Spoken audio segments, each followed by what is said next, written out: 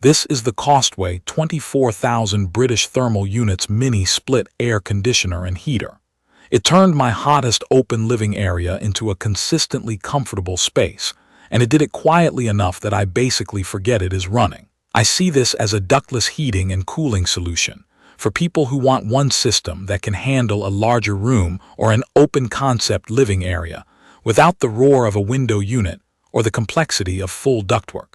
If you have a big living room, a combined kitchen and family space, a garage you are turning into a workshop, or a small office with a few rooms that flow together, this is the kind of system that makes sense. It is also a good option if you want to keep your energy use reasonable and you appreciate the set it and forget it convenience of a smart controller. Design-wise, the indoor unit has a clean white finish and a slim body that fades into the background. It does not scream for attention, and that matters because this thing lives on your wall all year. The louvers are wide, and the four-way swing moves air up, down, left, and right, so I can aim the airflow away from the couch when I am watching a movie or toward the kitchen when the oven is on. The temperature display on the front is large and easy to see from across the room, and I can turn it off at night when I want a darker space. The outdoor compressor is compact for its capacity, and it does not dominate the side of the house. Both parts feel solidly built. Nothing rattles, and the plastics do not feel flimsy when I open them to clean the filters. Setting it up is where I had to think through the process. The box includes the copper line set, the drain hose, the wall sleeve, the interconnect cable, and the remote, which is a lot more complete than I expected. I handled the layout, the wall bracket, drilling the hole and routing the lines. The copper came pre-flared and capped. The trick is that a mini split is not just hang and plug in.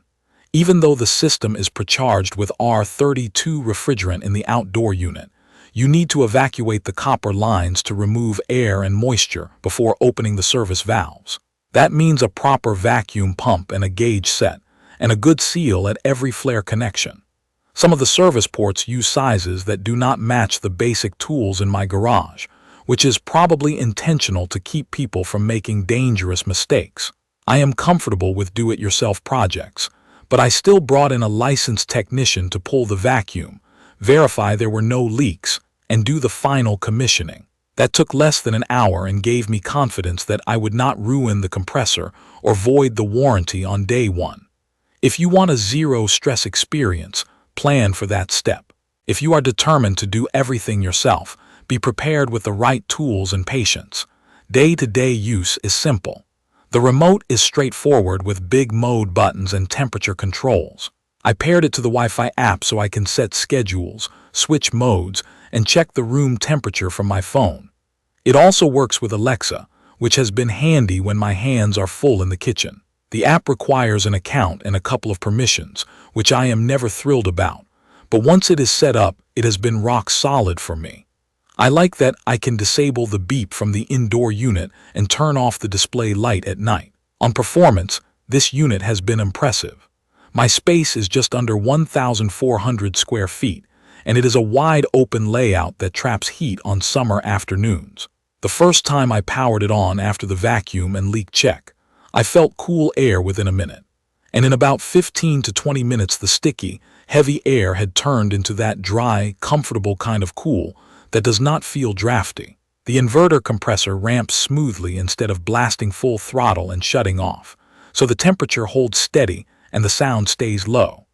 The indoor unit registers in the low to mid 40 decibel range on the lower fan speeds, which in real life sounds like a soft hum. I can sit below it and watch a show or take a call without raising my voice.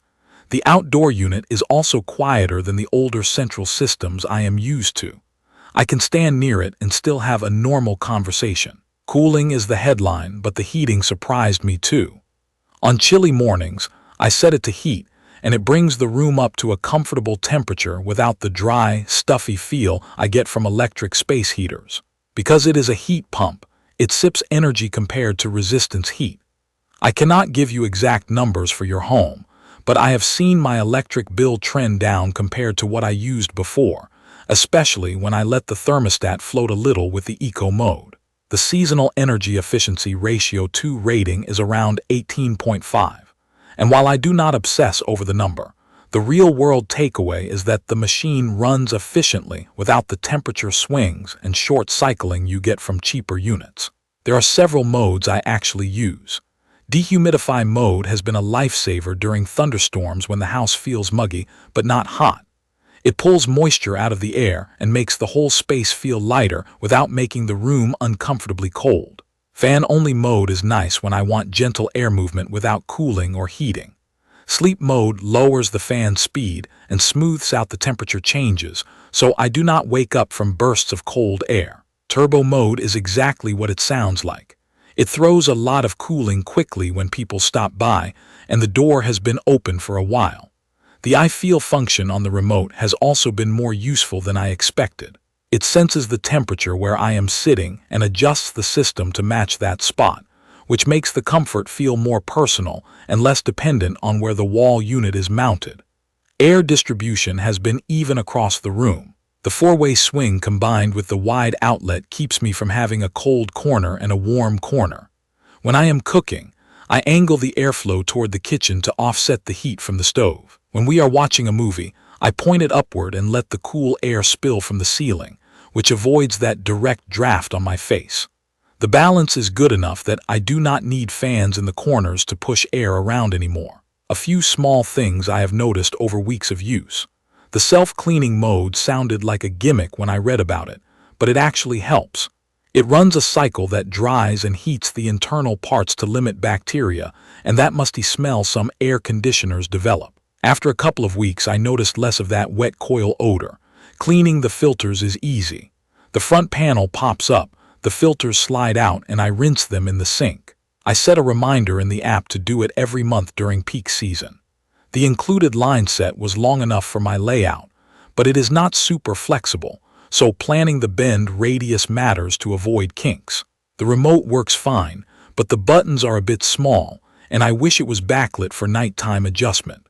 The app login process is not my favorite, but it has been stable since I set it up. None of these are deal breakers, just the kind of real-world details you only notice after living with a product. Let me share a specific use case that made me appreciate this system. We hosted a weekend movie night with a handful of friends. The oven was going, people were moving in and out, and the living room is wide open to the kitchen. I set the thermostat a couple of degrees lower than usual and hit turbo to bring the temperature down before everyone arrived. Once the guests were in and the door stayed closed, I switched back to auto with the iFEEL mode active on the coffee table. The unit settled into a low, steady hum. No one mentioned cold spots, and no one asked me to turn up the volume because of noise. When I cleaned up later that night, I put it into sleep mode, turned off the display, and the room stayed comfortable until morning without waking me once. That is the kind of quiet competence I want from home gear. For anyone thinking about installation, here is my honest take. Mounting the indoor unit and setting the outdoor pad are very approachable if you are comfortable with tools and patient with measurements. Routing the lines cleanly and sealing the wall penetration is also straightforward. The critical part is the vacuum and leak check. If that step makes you nervous, hire someone for that hour of work. It is money well spent to protect the system and your warranty. After that, daily ownership is easy. The system starts fast, responds predictably, and does not ask for much beyond filter cleaning and an occasional self-cleaning cycle. In the bigger picture, this is a high-value mini-split for someone who wants quiet operation, strong cooling and heating for a larger space, smart control that actually works, and energy use that will not make you regret running it all summer. If you are sensitive to noise, if you want to step away from window shakers, and if you like the idea of using your phone or voice to manage your climate, it is a very solid pick. If you never want to think about installation steps or tools, just budget to have a heating, ventilation, and air conditioning professional handle the commissioning, and you will likely have the same smooth experience I did. That is my real-world take on the COSTWAY 24000 British Thermal Units Mini Split Air Conditioner and Heater. If this video helped you, subscribe to the channel and drop a comment with your questions or your own experience. Thank you for watching.